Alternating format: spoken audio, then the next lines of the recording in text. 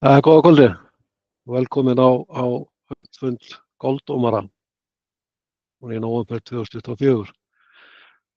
Áður en við byrjum formlega dagskrá þá langar mig að fara yfir örfá svona praktísk atriði að okkur ber að tilkynna að fundurinn hann er á upptöku, þannig að það er allir meðvitaðir um það. Biðja ykkur að tryggja að hljóðnemar séu óvirkir hjá okkur og ef þið viljið spjalla eitthvað að velja að rétta upp hönd og reynum að fylgjast með því og svo er líka hægt að senda fyrirspurnir á spjalli. Og ef þið viljið ræða önnur mál í lokin þá er ágætt að fá ábendingar það í spjallinu, þá reynum við að sjá hvort við höfum tíma til þess að fara yfir þau atriði. En að því sögðu þá skulum við kíkja á dagskrána. Dagskráin hjá okkur núna er tiltölulega einföld en athyglisverð vil ég meina. Við byrjum á því að fara yfir helstu atvik úr dómaraskýrslum ársins 2024. Sigurður Geirsson mun fara yfir það. Síðan ætla ég að örstutt yfir skil á dómaraskýrslum og dagskýrslum, bara smá yfir tölfræði og fleira tengt því. Að því loknu er komið kannski að stærsta efnismesta liðnum á þessum fundi sem er niðurstöðu könnunar meðal dómara sem við gerðum núna í haust. Og Sigrún ætlar að fara yfir allar niðurstöður og svona kannski helstu áherslur að koma út við því. Og svo í lokin þá ætlum við að rétt að drepa á starfi vetrarins og svo önnur mál sem að rennur saman í eitt lið hérna hjá mér. En þetta er dagskráin og rauninni fyrsta sem við ætlum að gera er að Sigurður Geirsson, þú ætlar að taka yfir kynningun ekki satt og segja eitthvað frá helstu atriðum og skýrslum ársins. Jú, ég ætla að gera það, en til þess þá þarf þú að hætta útsendingu á lærunum, leiða mér að yfirtaka þér.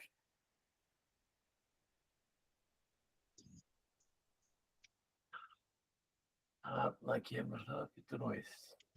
Þú getur tekið yfir þá ég sé með það, en ég á að vera hættur. Já, þetta á að vera komið.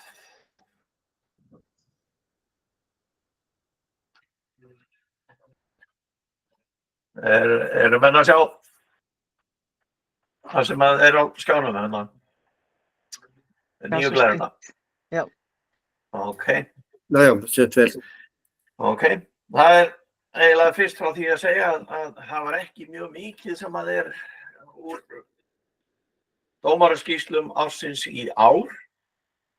Þó nokkur samt örfá atriði, ég að fara í gegnum með ykkur. En skýringar á því gæti til dæmis verið að leita í fjölda dómaraskýrslan sem við höfum fengið, sem ekki eru, en skilin á þeim hafa því miður ekki verið nægilega góð og verður farið í það nánar hér á eftir. En við skulum byrja að líta á fyrsta atvikið og það er sjá.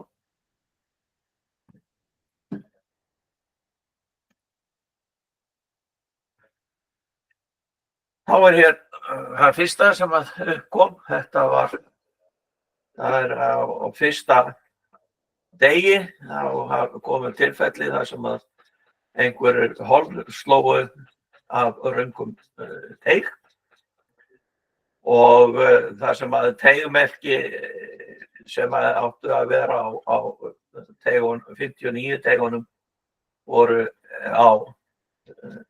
54 teigin. Merki voru enn á sínum stað en átt að vera þar sem teigmerki 59 voru víst. Þannig skil ég þetta. Og þarna kemur fram að mótstjórn hafi farið yfir málið og úrskurðað að þetta væri mistök frá þeirra hendi, þannig að bitnaði ekki á keppendum. Það sem að þarna ég hjó í þarna var það að mér finnst eiginlega vanta inn í þessa lýsingu hvort að öll hol í sama aldursflokki hafi leikið af sama teig.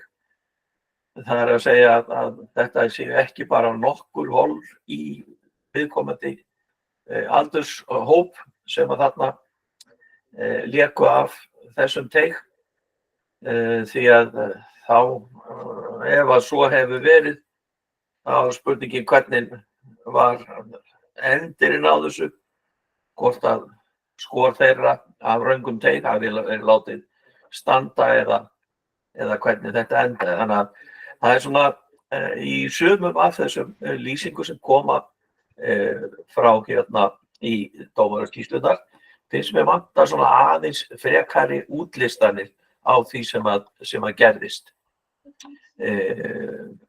Og þetta er svona eitt af því sem mér finnst svona vanta smá upplýsingar til þess að maður viti eða svona gera sér betur grein fyrir því hvernig staðan var. Nafni, en Sæmundur Melstad með spurningu. Sá það, gjör svo vel Sæmundur. Heyrðu í mér? Já, ég heyri þér. Þetta er nú text eftir mig og mótið var þannig að þetta voru blandaðir teigar fyrir elsta flokkinn, blandaða 54 og 59, menn voru að reyna að ná lengri velli fyrir elstu aðalana. Þannig að þetta átti að vera það voru sem fyrstu 3 voru á 54, næstu 3 voru á 59 og svo alveg þannig út gegnum völlin. Já, ok. Og þarna voru 2 færhólur sem hafði gleymst að færa 59 mörkin, eða teigamörkin að 54. Já. Þannig að þetta voru 2 hólur og þetta voru eitthvað 3 eða 4 hol sem gerði þetta. En voru það að það var allir keppendurnir í viðkomandi flokki? Nei, þetta voru bara 3 hol eða, nei, þetta er svona kannski helmingurinn af holunum sem spilaði, en þarna hefði átt að vera búið að færa teigmerkin, þannig að við töldum að þetta hefði verið, það stóð svo sem í keppnisskilmálum það ætti að spila þessu þrep alltaf 3 til skiptis. En allar aðrar hóli sem hafi verið, þá hafi verið þetta fært fram að 54. Við töldum þetta hefði verið mistök málstjórnar og vildum ekki láta leikmennina þjást fyrir það. Ok. All right. Ég var ekki, sá ég ekkert að framkvæmdingu í þessu. Það væri gaman að fá svona aðeins betri útlistum í Já, það er stundum þegar maður skrifa texta þá er maður kannski í eigin heimi og ég stundum átt að láta einhvern ritstjóra lesa það yfir. Ég kannast við þetta sjálfur þegar maður er að skrifa svona lýsingar að þetta er allt svo klárt í kollinum á manni, en það er ekki jafn klárt ef maður er búin að setja henni á blað. Við skulum líta á næsta dæmi þá. Það er hér leikmaður sem hringdi þar sem vallamarksstika lá niðri og hann vildi meina að stika væri úr línu við aðrar stikur og að þetta hefði áhrif á það hvort boltinn hans væri innan eða utan vallar.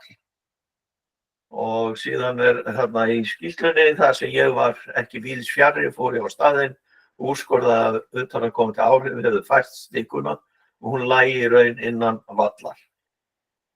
Tjáði leikmanni að bolti hans væri innan vallarins og stakk stikunni niður í línu við hinnar. Þarna finnst mér svolítið vanta á skýringarnar. Það er hvar var vallarmarkslínan sjálf, því að þarna kemur fram að utanaðkomandi áhrif hefðu fært stikuna og hún lægi í raun innan vallarins stikan, en síðan segir hann að hann hefði sett stikuna niður í línu við hinnar og þá er spurningin hvar var boltinn hans ef að þetta var olli einhverjum vafa það hvort boltinn væri innan eða utan vallar. Þannig að þetta var svona, það var bara, mér fannst vanta svolítið svona á, frekari lýsingar á atvikum þarna. Hvar stikan hefði verið, hvort hún hefði verið meira inn á vellinum eða frekar en utan á vellinum miðað við beina línu á milli annarra stikna og hvar boltinn væri þá með hliðsjón af því. Þannig að maður fengi svona aðeins sýn á það hvert vandamáli var sem að þarna var verið að úrskurða um. En þarna treysti ég alveg dómaranum að hann úrskurða að boltinn væri innan vallar og leikmaður hélt áfram leik samkvæmt því. Þá það næsta. Það leikmaður var með bolta inn í runna þar sem var blá stika inn í og spurði hvað ætti að gera, ekki spreyjað. Beðið að leika 2 boltum þar til dómari gæti skoðað aðstæður. Greinlegt var að það var blá stika inn í runnanum, nýlegur runni, þarna tekið fram, og seinni boltinn tekinn upp og þarna vísun í viðkomandi reglu. Og hins vegar að leikmaður hringdi þar sem vallamarksstika sást brotin og var teigur á 12. braut á utan vallar. Eftir leit fundust aðrar vallamarkastikur sem lágu niðri. Úrskurðað að boltinn væri innan almenna svæðisins og stikur lagfærðar. Bæði þessara tilfella og tilfelli sem við fórum hérna í á undan með vallamarksstikuna sem að lágu niðri úr sama mótinu. Og það sem að vaknaði í mínum huga þegar ég var að lesa þetta, hvernig var eiginlega staðið að úttekt vallar. Það sem að ástand vallarins greinilega ekki viðunandi í þessu sambandi. Þarna eru stikur, ekki bara 1 og ekki 2 heldur fleiri, vallamarksstikur sem ekki eru uppi og þar af leiðandi óvissa það hvar vallamörk liggja og einn blár hæll þarna inn í runna og sem að hefði átt að ef að menn hafa vandað til úttektarinnar þá hefði þetta allt átt að sjálfst og vera búið að laga þetta áður en að mótið fór í gang. Síðan finnst mér vanta hérna í skýringuna á boltanum sem var leikinn hérna sem var við bláu stikuna og þar eina sem við fáum upplýsingar þarna að seinni boltinn hafi verið tekinn upp. Nú vitum við ekki einu sinni hvor var seinni boltinn. Var það upphaflegu bolti leikmanns eða var það annar bolti sem hann setti í leik til að geta leikið 2 boltum eins og hann fékk leiðbeiningar um. Þarna hefði aðeins þurft að mínum mati að útskýra málið örlítið betur eða hafa aðeins betri lýsingar á þessu. Og svo hitt allt saman áminning til okkar að muna það að vanda við úttekt vallar áður en að leikur hefst. Líka alveg ástæða til þess að ítreka það að ein blá stika, hún táknar ekki neitt. Þannig að ef við erum ekki með nógu mikið af stikum að spreyja þá svæði ef að þarf að gera það eða setja skýringar inn í staðareglur gildi þessa hæls og til hvaða sviðs hann nær þá. En við skulum fara áfram í næsta. Þetta mjög skemmtilegt dæmi því að þetta nokkuð sem að getur farið að aukast núna í framtíðinni. En atvikið það að þarna var slys og 12. braut var það slys á bolti frá teig á 5. braut lenti í síðu leikmanns. Leikmaður var nokkuð kvalinn eftir þetta og gat ekki lokið leik.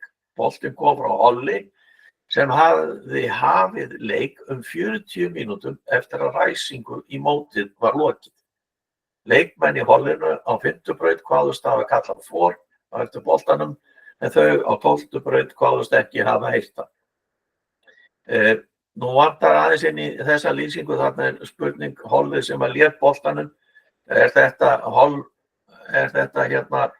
klúbbmeðlimir eða aðrir leikmenn á vellinu sem hafa þá hafið leik eftir að mót byrjað. Þetta orðið algengt og færist æ meiri vöxt að klúbbar hleypa út mótinu og bíða hálftíma, klukkutíma eða eitthvað meira en það áður en hleypa út næsta holli á eftir sem þá almennir kylfingar að spila almennan leik. Og þetta hefur sína kosti því að það hægt að koma fleiri félagsmönnum til að spila golf og að því leytinu til gott að reyna að nýta völlinn með þessum hætti en ekki hafa þetta eins og var hér í gamla daga þegar vellinu var bara lokað fyrir öllum nema keppendum alveg þar til að mótið var nánast búið. En með þessu komum við fleirum til að spila og njóta golfsins. En eftir stendur að alltaf þegar við erum að dæma mót og það að kanna hvenær verður hleypt út fyrsta holli og að það sé tryggt að það holl fái leiðbeiningar það að halda ákveðinni fjarlægð frá mótsspilur.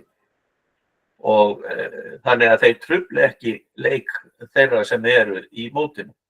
Það ekkert skemmtilegt að vera að spila í móti og vera að einbeita sér að því og á sama tíma verða fyrir truflunum frá öðrum leikmönnum sem eru bara í almennum leik. Ég tala nú ekki að lenda í því að fá í sér bolta og þurfa að hætta leik út af því.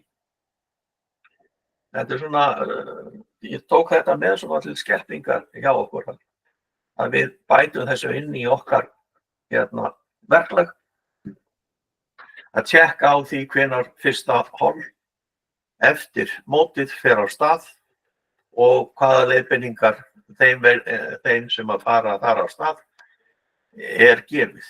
Ég hef sjálfur lent í þessu á vellinum hjá mér að þrátt fyrir að fyrsta holli sé gefið leiðbeiningar það að halda ákveðinni fjarlægð frá mótinu. Að þá eru þeir komnir miklu mun nær en það og þeir í rauninni standast lent í því að almennir kylfingar hafa verið komnir á teig á meðan að leikmenn eru rétt í móti að ganga inn á flötina að fara að búta. Og það náttúrulega truflar þá að hafa leikmenn sem eru að bíða á teig að fara að slá þegar þeir eru að reyna að einbeita sér að sínum bútum. Nú þá það næsta mikilvægt að klára merkingar og staðareglur fyrir æfingadaga.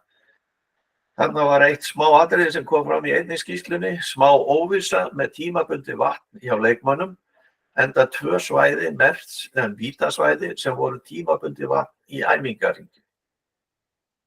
Þarna náttúrulega skiptir miklu máli að keppendur séu að æfa við þær reglur og merkingar sem eru á vellinum í keppninni, enda gera reglugerðir GSI ráð fyrir því að endanlegum staðareglum fyrir völlin þær séu liggi fyrir þegar að æfingar hefjast fyrir mótið. En það líka annað í þessu að það mjög gott þegar maður að fara að dæma á móti að kynna sér veðurspá fyrir keppnisdag og bæði við það að geta breytt merkingum ef að svo stendur á áður heldur en að æfingar hefjist, þannig að það taki mið af því veðri sem við höfum von á komi og líka náttúrulega til þess að ræða það hvort að eigi að færa teiga á einstökum dögum út af vindi til þess að gera leikinn ekki allt of erfiðan. En þar fyrir utan þá er það náttúrulega alltaf þannig að það geta komið upp atvik sem að við gerðum ekki ráð fyrir, jafnvel þó við erum búin að kynna okkur veðurspána og það getur reynst nauðsynlegt að við breytum merkingum eða setjum nýja staðareglur fyrir mótstaga eða einhvern mótstaga og þá er mikilvægt að ræsar séu upplýstir þessar breytingar og þeim leiðbent með það að gera keppendum grein fyrir þessum breytingum. Þannig að þeir viti af því þegar þeir eru að ræsa út að þeir segi þá keppendum frá því að á þessum stað eða hinum staðnum hafi verið gerðar þessar breytingar. Og þá lendum við ekki í því að eins og kemur fram í þessu að smá óvissa tímabundið vakni hjá leikmönnum. Þeir eiga að vita það að búið er að segja þeim frá þeim breytingum sem að gerðar voru á vellinu. Nú, næsta. Hérna langar maður bara í rauninni hrósa viðkomandi dómara. Þannig var að úrskurður vegna bolta við stíg á milli 9. og 10. holu þar sem leikmaður óskaði eftir lausn og þá hvar lausnarsvæði væri. Í framhaldi var dómar að benda á að annar leikmaður hefði púktað frá 18. flöt yfir á 9. flöt. Sem sé viðkomandi bolti var á einhverju flöt þá. Dómarinn ræddi við leikmann og setti á hann holutak. Það er að segja að ég skil að hann sé leikmaður sem púktaði út af flötinu yfir á hina flötinu. Í staðinn fyrir að fara með boltan út af vellinu sem hann hefði átt að gera. Dómarinn fékk síðan ábendingu að viðkomandi sem bað úrskurð væri ekki leikmaður, heldur liðsstjóri hins liðsins. Dómarinn fór svo eftir 2 holur og ræddi aftur við leikmenn. Í ljós kom þá að leikmaður A hafði ekki gert neina kröfu eða athugasemd við leikmann B. Dómari afturkallaði því úrskurð og bað leikmann B fyrirgefningar á fyrri úrskurð. Þetta finnst mér í rauninni mjög vel gert hjá viðkomandi dómara. Vitanlega þegar að leikmaður biður ekki úrskurð og holukennir ræða, þá á hann ekki að úrskurða. Þannig að hann er rétt hjá honum að taka úrskurð tilbaka og jafnframt að biðja leikmann afsökunar á úrskurðum. Afsakið.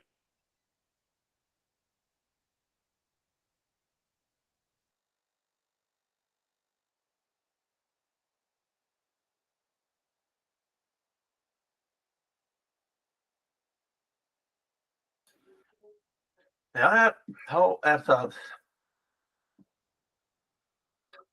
Já, þá er ég komin með allt það sem að ég fór yfir eða ég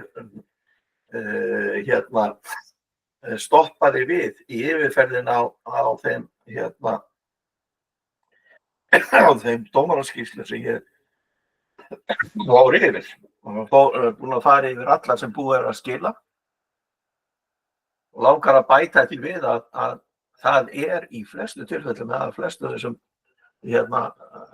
skýrslum er mjög vel gert grein fyrir því við hvað dómari eða í hverju dómari hefur lent á viðkomandi móti og sumt er mjög vel útlistað af því sem að var farið í viðkomandi dómari þurfti að úrskurða. Góð lýsing á aðstæðum hverju sinni og úrskurði og á hverju hann byggði, þannig að það er til mikilvæg fyrirmyndar hjá mönnum í flestum tilfellum. Þið sjáu að þetta voru ekki nú að hvað, þetta er 7 tilfelli núna sem að ég pikkað upp. Þannig að ef það eru engar spurningar, þá er ég að hugsa að gefa ykkur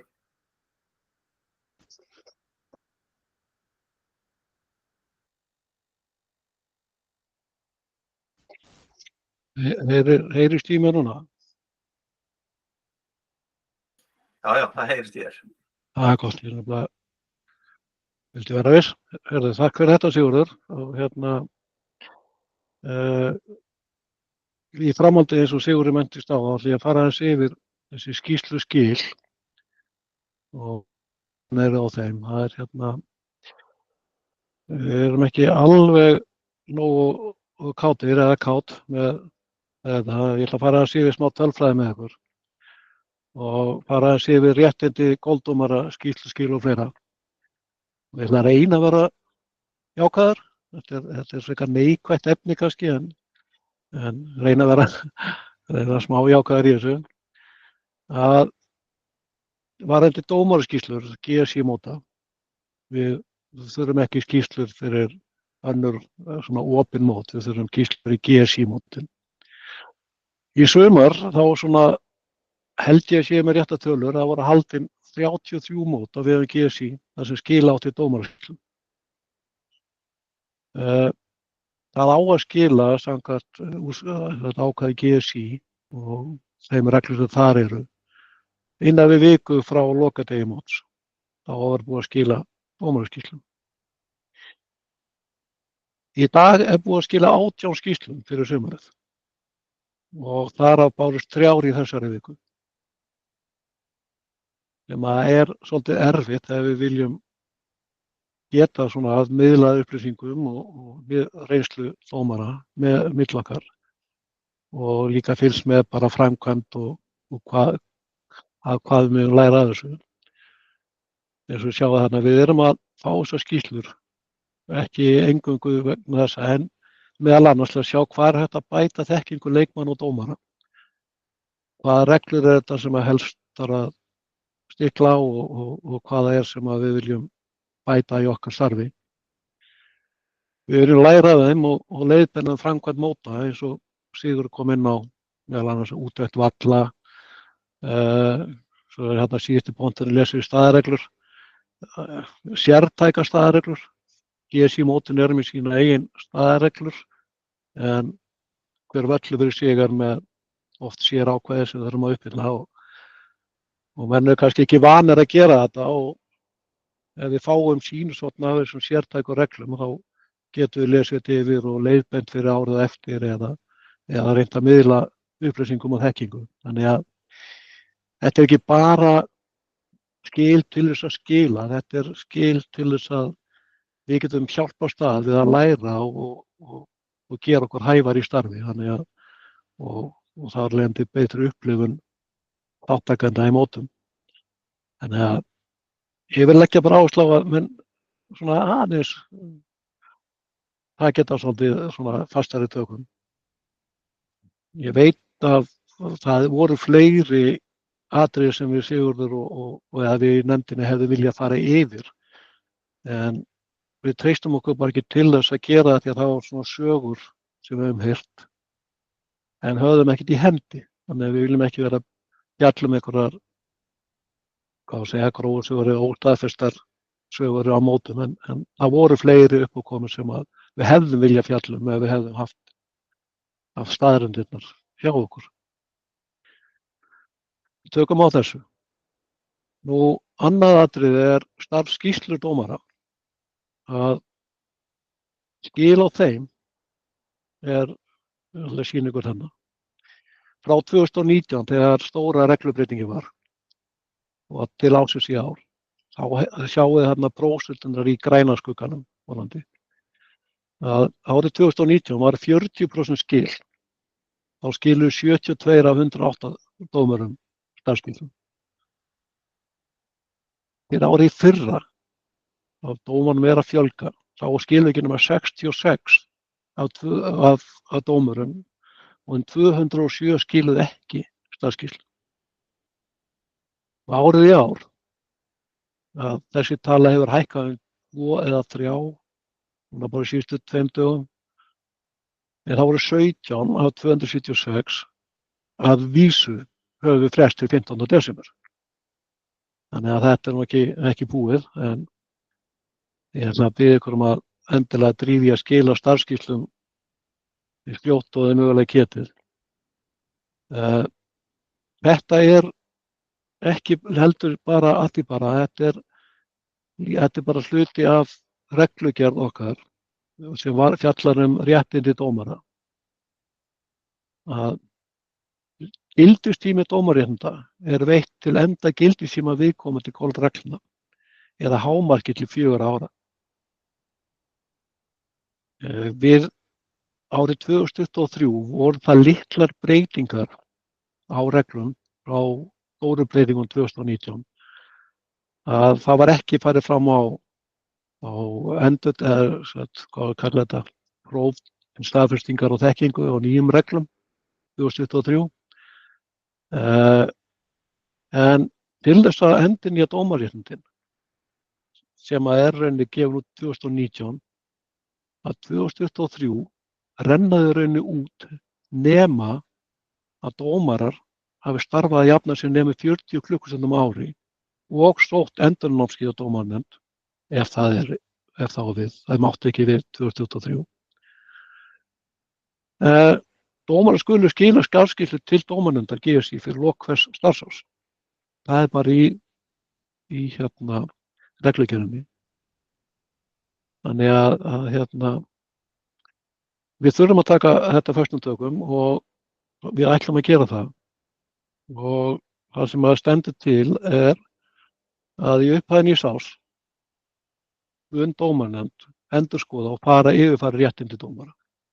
Þetta þurfum við að gera reglulega og munum gera það í byrjun nýs árs. Dómarar sem ekki hafa skilað starfsskýrslum vegna starfa undanfarin ár, ég ætla að hvetja ykkur allir til að gera það í fyrsta.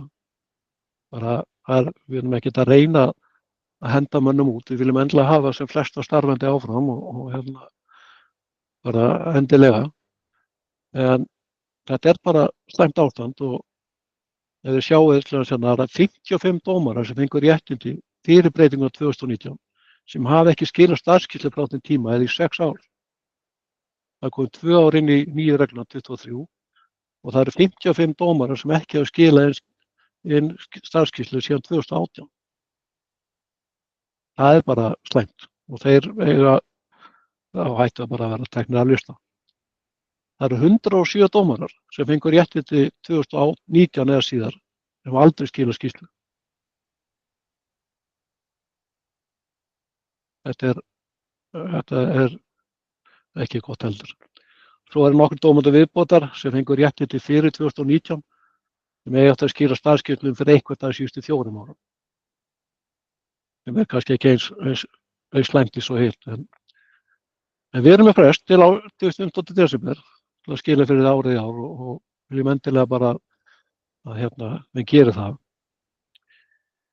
Við munum í upphæði nýs árs senda póst á alla sem eru tæpir, sem ekki eru búin að skila og gefa þeim færi á að skila skýrslum og staðfesta starf sitt, þannig að við getum haldið réttindum og endilega við viljum helst missa sem fæsta út af sakramentinu, það er bara okkar vilji. En bara svo ég sjáu þarna, það eru að lágmarki 162 af 293 skráðum dómarum, 55% sem eiga eftir að staðfesta dómarastörf þegar viðhaldi réttindi. Þetta er stór hluti. Þetta er meira en helmingur dómara sem að rauninni er ekki uppfylla skilyrði til að halda réttindi. Ég vona að ég hafi ekki verið mjög lögulegur með þetta en þetta er bara, reglugerðin er bara svona og við þurfum að fylgja henni en viljum teygja okkur eins langt og við getum og gefa mönnum færi á að skila skýrslum og sýna fram á störf. Ég hef búin að fá fyrirspurnir frá mönnum sem að segja að þeir hafa ekkert verið að dæma og hvort þeir þurfa að skila skýrslum. Og störf dómara er ekki bara dómgæsla út af velli. Störf dómara er til þess að sitja þessa fundi.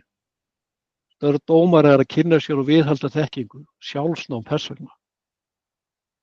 Sitja fundi með sínum klúbbi, aðstoða við mótahaldi og undirbúningsmótahalds, aðstoða við að gera staðreglur eða staðfesta þær. Það er fullt af hlutum sem við erum að gera þó við séum ekki að dæma, sem að falla undir störf dómara. Og þetta getur séð í reglugerðum og við GSI að þar er listað upp hverju hlut störf dómara og endilega ófeimin. Dýnið þessa tíma til, setja í skýrslu og sendið inn. Höldum réttindunum við.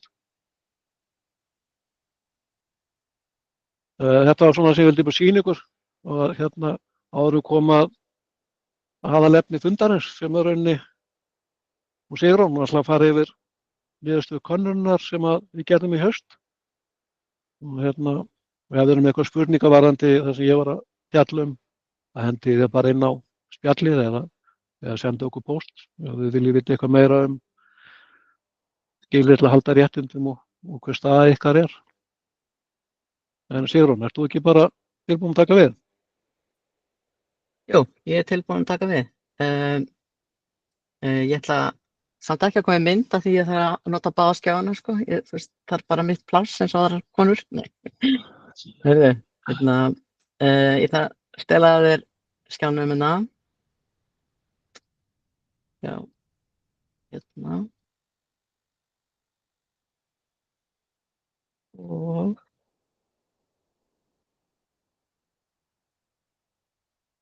þetta er alveg að koma hjá mér, sko. Svona.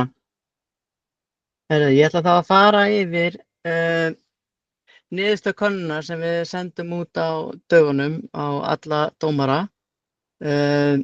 Könnunin er kaflaskipt í nokkra hluta til að ná fram aðeins betri yfirsýn niðurstöðunnar.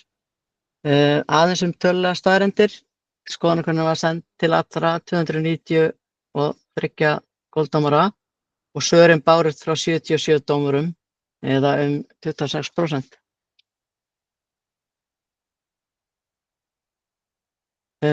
Markmið könnunar var að ná fram hverju mætti breyta og bæta þegar kemur að fræðslu og fræðsluefni til dómara ásamt því hvernig dómarar eru að upplifa samskipti og virðingu keppenda við dómara.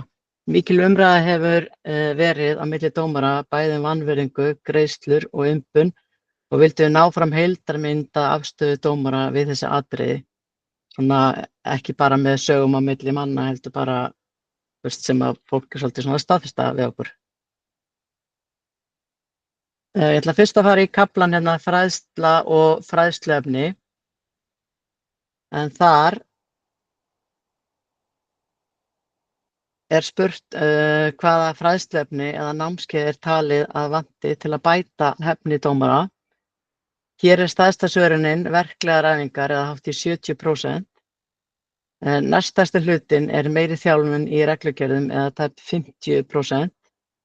26% vill fá sálfræðilega þjálfun í samskiptum við keppendur. Á meðan við sjáum hérna örnámskeið og raundæmisþjálfun skorar frekar lágt á þessari spurningu. Næst var spurt að því hvaða fræðsluefni eða námskeið er talið að vanti til að bæta hæfni dómara. Hér er stærsta svörunin verklegar æfingar eða hátt í 70%. Næststærsti hlutinn er meiri þjálfun í reglugerðum eða tæp 50%. Þetta er sama glæran á hann. Getur við? Þannig að hún hoppaði bara ekki á milli og ég las bara aftur það sama. Það er ekki þetta. Þetta var spurningin, næsta spurningin. Næsta spurt að því hvernig mætti bæta fræðslu og þjálfun fyrir nýja dómara. Hér kemur sterkt fram að óska sé eftir verklegum æfingum eða hátt í 65%. Einnig er stórt hlutfall sem vill meiri aðgang að rafrænu fræðsluefni eða hátt í 60%. Önnur svör voru í lágmarki eins og sjá má.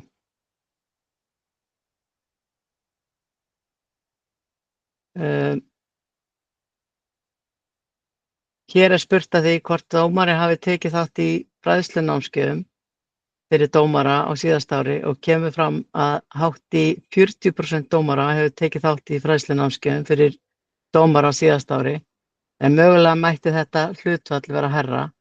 Hér kemur í ljós að hátt í 30% virðast ekki vita af slíkum námskeiðum eða mögulega túlka haust-, vetrar- og vorfundi ekki undir fræðslufundi.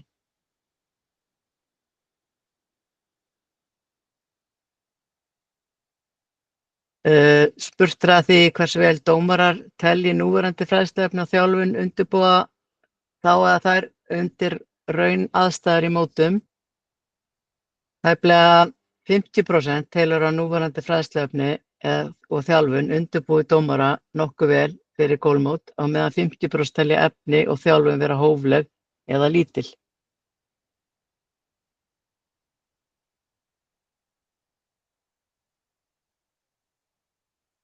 Af þessum kafla má taka það út að 65% telja fræðslu viðeigandi en það er þörf á frekari æfingu og sýnikennslu. Einnig má taka það út úr þessum kafla að dómarar vilji meira efni sem tengist raunverulegum aðstæðum. Dómarar vilja fá þjálfun í að takast á við erfið samskipti og ágreining. Næst ætlum við að fara í kaflann greiðslur og umbun. Í þessum kafla ætlum við að fara yfir niðurstöður á spurningum sem falla þar undir.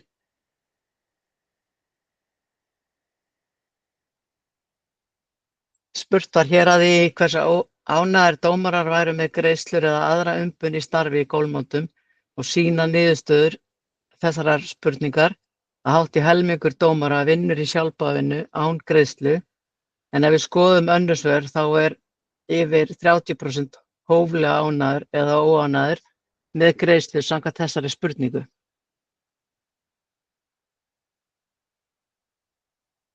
Næst er spurt að því hversu mikla áherslu eigi að leggja á að greiða dómurum laun fyrir störf sín frekar en sjálfboðavinnu og svarar tæplega helmingur því að þær vilji meiri áherslu á greiðslu til dómara á meðan tæplega helmingur vilja leggja hóflega áherslu á að fá greitt. Mjög lítið hlutfall vildi leggja litla eða enga áherslu á greiðslu.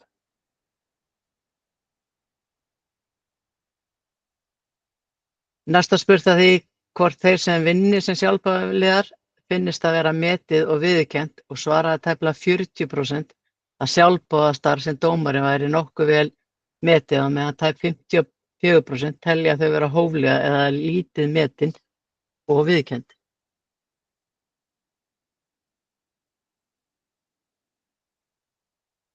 Af þessum spurningum má draga saman þetta helmingur sé í raun óánægður með núverandi form og virðist benda til ósamræmis í greiðslum og umbun. Hér má telja að dómarar vilji frekar fá laun heldur en að vinna í sjálfboðavinnu og fá annars konar umbun og eða vilji skýrari línur hvað þetta varðar.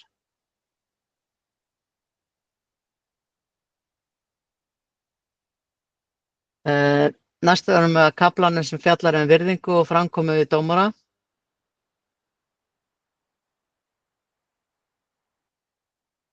Hér var fyrsta spurning hversu oft dómarar hafa upplifað vanvirðingu eða óviðeigandi framkomu hjá keppendum og öðrum í kringum mót og rúmlega 30% svara því að hafa aldrei upplifað vanvirðingu, á meðan tæp 70% hefur upplifað þetta sjaldan, nokkuð oft eða mjög oft.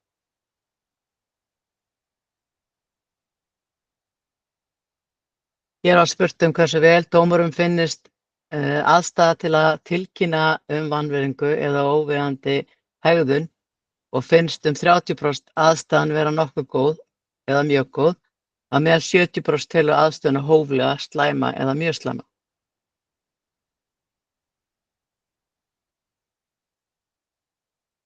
Næsta spurt að því hvort dómarar finnist virðing hafa breyst á undanförnum árum og eru 34% ekki með neina skoðun á því, á meðan tæplega helmingur telur að virðing hafi haldið svipuð, tæplega 16% telja hana hafa versnað.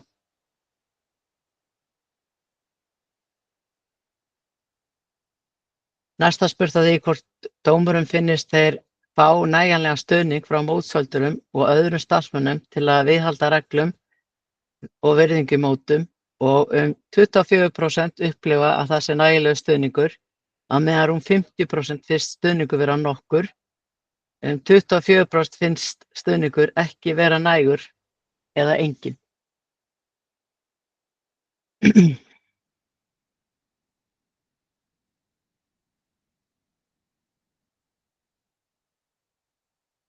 Sett var fram spurning, hvaða ráðleggingar myndir þú gefa til að bæta samskipti og virðingu milli keppenda og dómara í gólfmótum? Og bárust heilmikil svör úr þessu sem ég ætla aðeins að fara yfir. Erum hérna með nokkuð dæmi. Auka þarf fræðslu keppenda á gólfreglunum. Keppendur sem að kunna reglurnar eru aldrei með vesen, en þeir hafa litla þekkingu. Þeir sem hafa litla þekkingu eru líklegir til þess. Ég er að lesa bara beint upp það sem fólk skráði eða dómarar í þeim svör. Svar númer 2 hérna.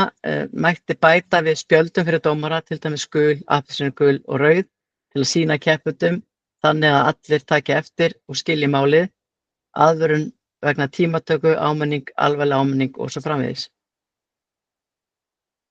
Tekið hart á agabrotum og dónaskap. Betri samvinna milli starfsmanna mótsins. Mín reynsla er að það þýði ekkert að ræða við þjálfara. Sumir eru að taka því mjög illa, þá þarf að taka til í þessu á hærra stigi. Við verðum að treysta því að eitthvað sé gert. Það hefur ekki verið hingað til. Fræðsla. Að fylgja því eftir að það sé sýnilegu dómari á hverju móti, þá eykst ásýnd keppenda að þetta sé nauðsynlegt og að dómararnir séu þarna til að aðstoða og passa allt fari vel fram, ekki til að refsa.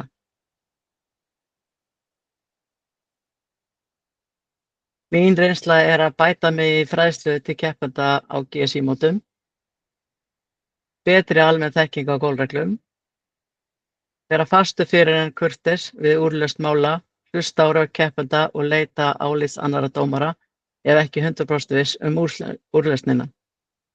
Gullreglan á alltaf við í samskiptum fólks. Gera ráð fyrir afdrepi í þessum tilgangi. Keppendur eru sjaldnast vandamál, frekar aðrir sem fylgja keppendum, hef ekki góð svör við því. Dómarar mega vera sýnilegri. Fræðsla til keppenda, aukið svigrúm til refsinga. Samræming á dómum á milli dómara, betri skilningur á reglunum.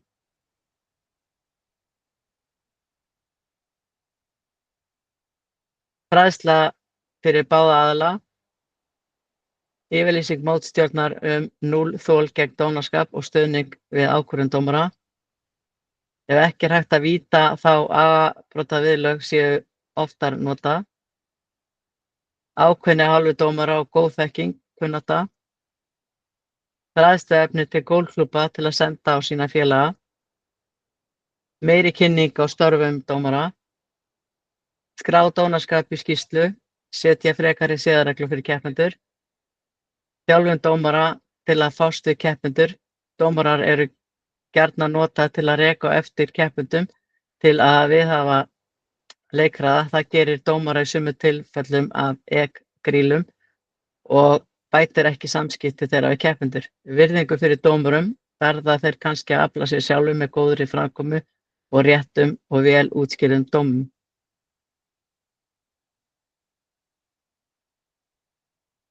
Erfitt að segja, en jú, þetta eru mannleg samskipti. Fræðsla til keppenda, auka jákvæð eða hlutlaus samskipti milli dómara og keppenda, spjall, jákvæða líkamstjáningu, hrós og svo framvegis. Þjálfa dómari í hvernig er best að eiga við kalt eða fjandsamlegt viðmót þjálfara dómara í því hvernig best sé að bera sig að því að segja slæma fréttir, setja upp gróft samtalshandrit sem hægt væri að styðjast við ef leikmaður mótmælir eða er ósáttur. Þjálfa dómari að hafa nægilegt sjálfstraust til að sýna auðmýkt í samskiptum við leikmenn. Ekkert er verra en skynjaður hroki til að rýna rýra ímynd gólfdómara stéttarinnar. Nota siðareglur meira. Að kynna fyrir keppendum og aðstandendum tilgangi með dómgæslu og að dómarar geti rökstutt dóminn eins og hægt er. Við í dómarastéttinni þurfum að gæta okkar á að vera mannleg, finna rétta tíma til að nálgast keppendur og tala ekki með yfirlæti við keppendur. Oftast ungt fólk að ræða sem þarf að tala við með ró og yfirvegun en ekki með dæmandi tón röddu. Nálgast keppendur á jafnréttisgrundvelli, það hefur reynst mér best. Skýr regla hegðun við starfsmenn og dómara móts á að vera mjög alvarlegt að hreytast í dómara. Fræðsluefni fyrir þátttakendur í móti. Það vantar kannski meiri áherslu á hvenær best að tilkynna keppanda að hann hljóti refsingu. Það þarf að velja tíman í það og gera vel. Ég hef því miður séð annað. Námskeið í samskiptum við keppendur. Ræsir mætti minna mikilvægi virðingar og kurteisíkar með keppenda, starfsmanna og dómara. Meiri fræðslu reglur og hlutverk dómara frá hendi klúbbana, sérstaklega til afrekskylfinga. Af svörum má lesa þá út að það sé þörf á bættri virðingu og framkomu við dómara. Þetta mætti til dæmis gera með því að auka fræðslu til keppenda reglur og hlutverk dómara. Einnig væri hægt að halda úti skráningu vegna slæmrar hegðunar eða vera með einhvers konar eftirfylgni á þeim skráningum. Spurning hvort að leggja meiri áherslu á að vera með jákvæð samskipti og hlutleysi.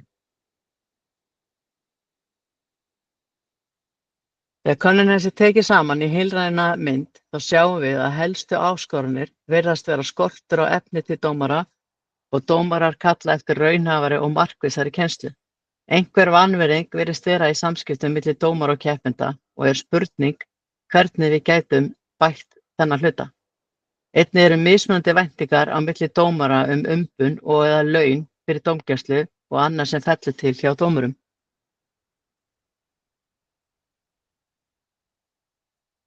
Mögulega væri hægt að útbúa efni og kynna betur fyrir gólfklúbbum reglur og hvert hlutverk dómara sé.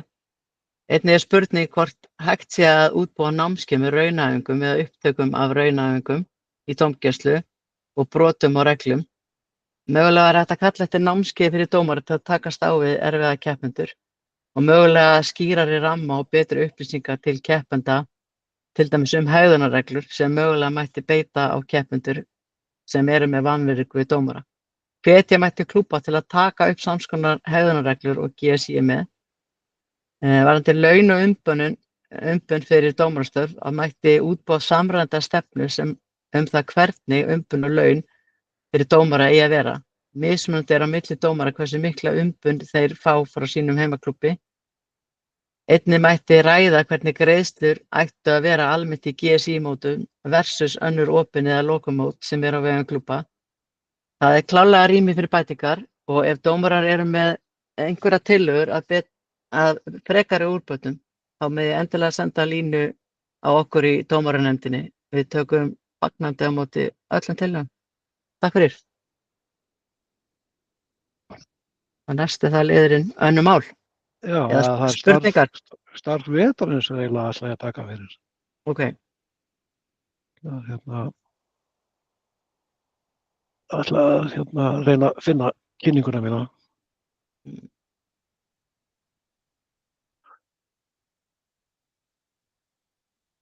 Smá þoli með því.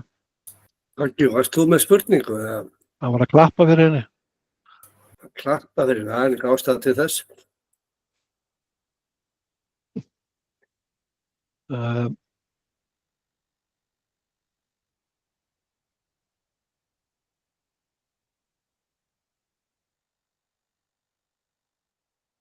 Er ekki komið þarna? Jú. Já, þakka fyrir þetta, Sigrún, þetta var mjög gott. Það er ýmislegt þarna sem að þarf að skoða betur og eins og hún bent á við í dómarendu viljum endilega fá tillögur, meir áframhaldandi tillögur. þessi fundur er tekinu og verður gerð aðgengilegs fljótt og við getum með aðstoð GSI. Þannig að þið getið rennt yfir þessa betur og skoða sviðurinn og pælt aðeins í þessu. Þið hafið þetta þá allt fyrir framan ykkur. Við viljum endilega gera okkar til þess að koma til móts við þessu og það er varðandi að framhald starfs vetrarins að þá höfum við séð það fyrir okkur að við verðum með fræðslufund í febrúar og á þeim fundi munum við fjalla ráðsleg golfreglum ef einhverjar eru. Það er 25 að byrja og þá eru komin 2 ár frá því að nýja reglur tóku gildi og það er frá tímapunktur sem R&D og ÖSG að nota halfway til þess að koma nýjum áherslum eða jafnvel smávægilegum reglubreitingum í gegn, en við höfum ekki ennþá fengið neina slíkar til okkar, en ef þær verða, ef eitthvað breytist, þá munum við nota þennan fund í febrúar til þess að fara yfir það og halda ykkur upplýstum eins og mögulega getum. Hitt aftur á móti sem við ætlum að reyna að leggja áherslu á er að við ætlum að reyna að taka eitthvað af þessu efni sem að tillögum sem komu úr skoðanakönnunni, reyna að finna einhver samnefnara sem að við teljum okkur fært að taka og reyna að fjalla þá sérstaklega það efni. Þannig að það er aftur rosalega gott að fá frá ykkur punkta sem að ég myndi henta á svona fundi. Síðan verðum við með héraðsdómaranámskeið í próf eins og venjulega hverju ári í febrúar mars. Þannig að við munum senda út á klúbbana tilkynningu og auglýsingu og biðjum ykkur endilega að taka þessa alla sem í klúbbanum hafa áhuga á að skipta sér á að ræða reglur við ykkur að endilega bara ná sér í þekkingu og námskeiði óháð því hvort námskeiðið. Nú síðan verðum við vorfund dómara, hann er yfirleitt svona í apríl-maí yfirleitt og þar munum við fara yfir undirbúning sumarsins, niðurröðun eins og venjulega, dómara og golfmót og fleira. Og þá ætlum við líka að reyna að fara að byggja meiri fræðslu á niðurstöðum þessar könnunar sem að við teljum að tekist bara þokkalega vel hjá okkur. Get ég sagt ykkur að við höfum verið að ræða að við erum okkur langar, og nú ætlum ég ekki að lofa upp í ermina á okkur, því við erum í stuttarmabólum að okkur langar að fá einhvern hvað er þetta kallað, sérfræðing eða fagþekkingu í mannlegum samskiptum til þess að fjalla hvernig við getum tekist á við að nálgast erfiða keppendur og hvernig við eigum að koma fram. Ef við getum fengið eitthvað góðan og fengið GSI til þess að kosta slíkt, helst einhver sem að ekki til golfsins eða jafnvel að við dómararnir undirbúum þetta með honum og tökum verkleg dæmi og munum ekki hafa þann fund eingöngu á netinu, munum væntanlega vera með hann á netinu líka eins og hægt er, en reyna að hafa þetta svona verklegan fund ef við getum. Það er svona markmið okkar. Þannig að við ætlum að reyna að halda áfram og undirbúa okkur fyrir næsta tímabil og eins og ég segi endilega láta okkur vita ef það er eitthvað sérstakt sem þið viljið við fjöllum þá kunnum við voðalega vel að meta það að hjálpa okkur mikið. Nú annars er bara komið að þessu sem að heitir önnur mál, en ég hef ekki séð neitt í spjalli ennþá.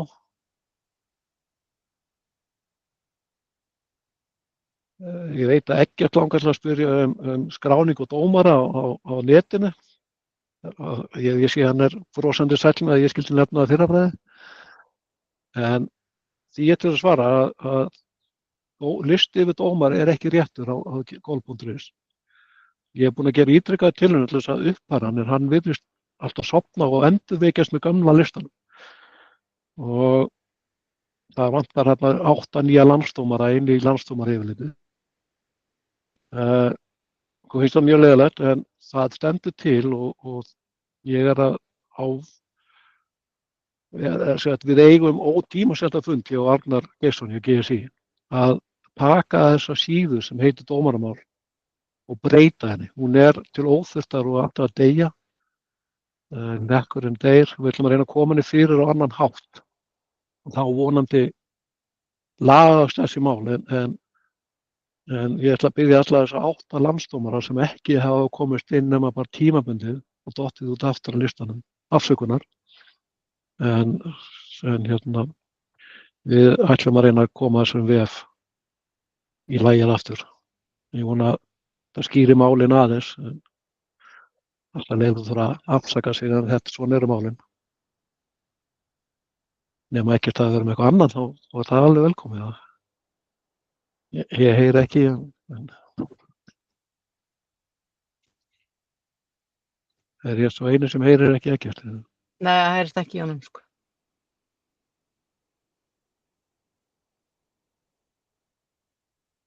Ég heyri ekki neitt. Já. Það er gott að skrifa það kannski bara í, ef það er stutt og laggott, í skilabúðin.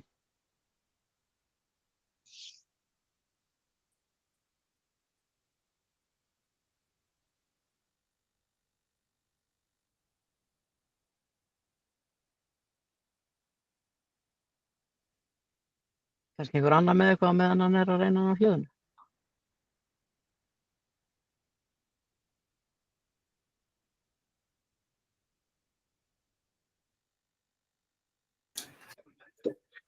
Kannski væri rétt að varpa fram þeirri spurningu bara til dómara hvort að klúbbarnir þeirra almennt eru búin að taka upp að vera með staðareglur hegðun.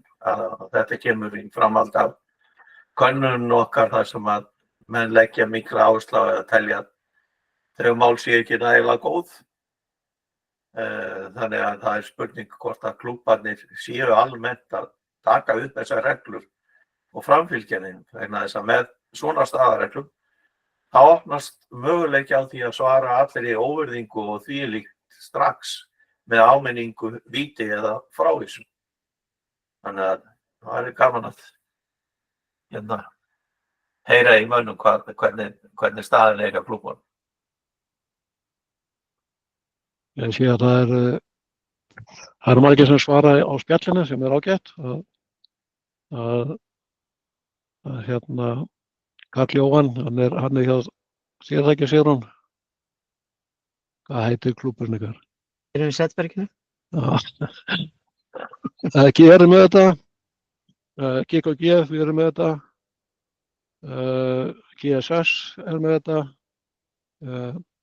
Einhver er ekki með þetta. GHH er ekki með þetta. GKG er með þetta í eins og ég segi í meistaramótum og annað. Oddurinn er með Samgerð er með þetta, veit ég. En bara svona til að bæta við þessu Sigurður bendir á sem að það er mjög einfalt að taka þessar reglur, siðareglur GSI eða reglur hegðun leikmanna og bara afrita þær yfir á annað blað og setja merkið sitt á þetta eða bara hreinlega vísa í þær reglur að þær gildi í mótum hjá ykkur. Og Við afritum hana bara á annað blað, alveg eins og hún er hjá GSI. Það er mjög flott eins og hún er hjá GSI. Já, þú getur líka hengt GSI-reglun upp og vísa í það. Við gerðum þetta líka hjá GR, við tókum bara reglur GSI og innleituð þar hjá okkur.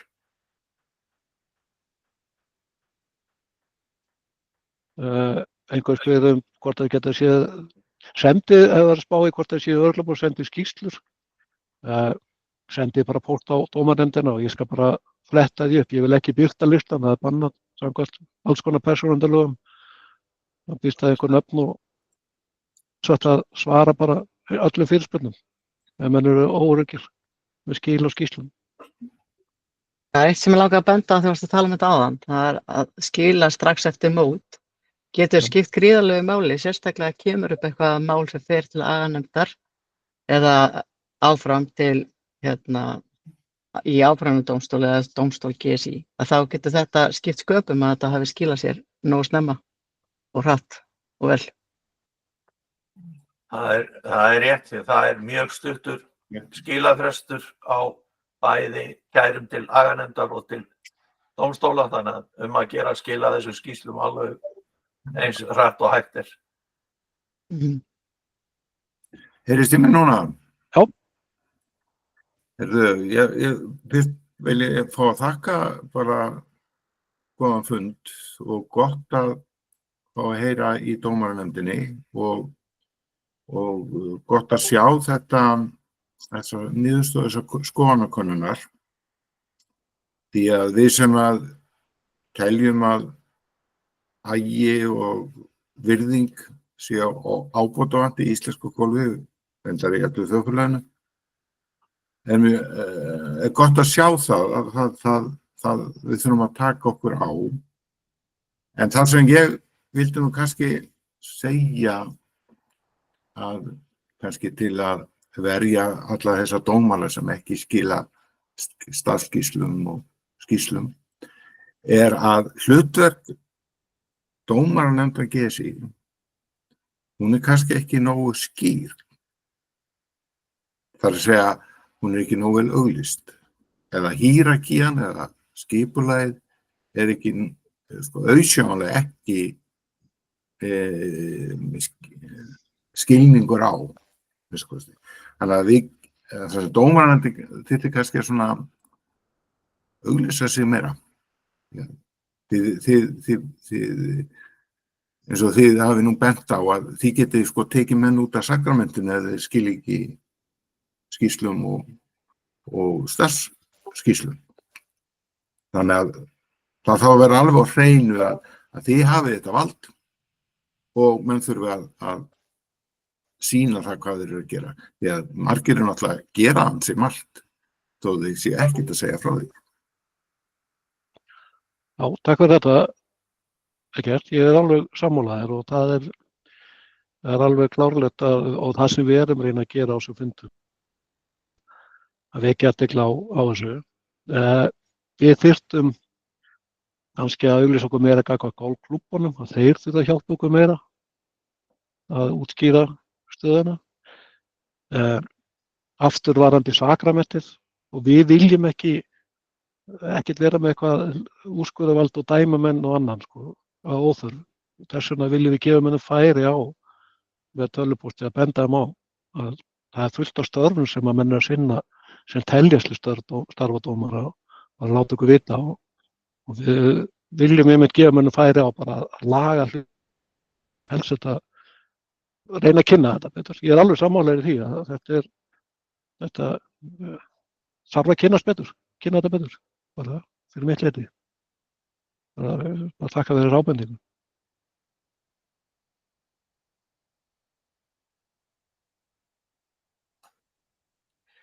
Það er spurning hvort að við ættum að taka það upp í tengslu við héraðsdómaranámskeiðin sem við vorum með hér á sínum tíma þegar að prófin voru öll skrifleg og menn þurfti að mæta niður í ISÍ til að taka prófin. Að við höfðum alltaf prófhlutan þannig að það var byrjað með klukkutíma fyrirlestur áður en að prófið hófst. Og á þeim klukkutíma fórum við yfir störf dómara, hvað það er sem dómari vinnur við og hvernig hann á að starfa, sem að síðan var það sérstaklega handbók og við hættum að hafa þetta sem sér lið í héraðsdómaranámskeiðinu þegar eitthvað áður en við fórum með þetta allt rafrænt. Það er kannski spurningum að við bætum við einum stuttum fyrirlestri í tengslu við héraðsdómaranámskeiðin eitthvað í þetta veru. Já, það má alveg örugglega gera það, en ég skil alveg það sem Eggert er að tala um líka. Við kannski erum í einhverju glerhúsi sem við teljum allir vita sem við vitum. Að við teljum þetta, en þegar á reynir þá er það ekki rétt og við þurfum bara að kynna þetta betur. Við þurfum bara að koma sér skilaboðin skýrt og vera hvað að segja, opna umræðuna milli dómara betur á einhvern hátt, þannig að við séum að vinna meira saman, við vitum hvað við erum að gera, hjálpum hvort öðru og hérna, já, bara kynnum okkur betur, öll. Ég held að það sé bara eitt af verkefnum okkar í vetur að reyna að hérna bæta úr þessu.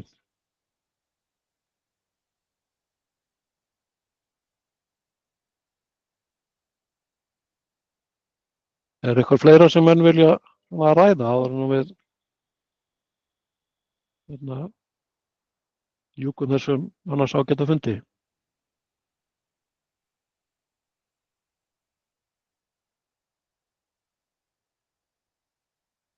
Og ef ekki þá held ég að við bara í dómarnefndinni þökkum kærlega fyrir góða mætingu. Það eru 30 manns sem að setja okkur allan tíman og 35 manns og hérna, það er bara gott og hefði viljast á fleiri en aftur við þurfum að einhvern veginn að ná til hinna sem ekki eru kannski hægt að sækja þessa fundi. Þannig að aftur það sem ekki minnist á, við þurfum að vera sýnilegri. Að svo stöddu ef enginn segir neitt annað, þá ætlum ég bara að fá að takka af þau fyrir og slíta þessum fundi. Takk fyrir góða fund. Takk fyrir, bye. Það er gott. Takk allt fyrir. Bless, bless. Takk fyrir mig. Bye.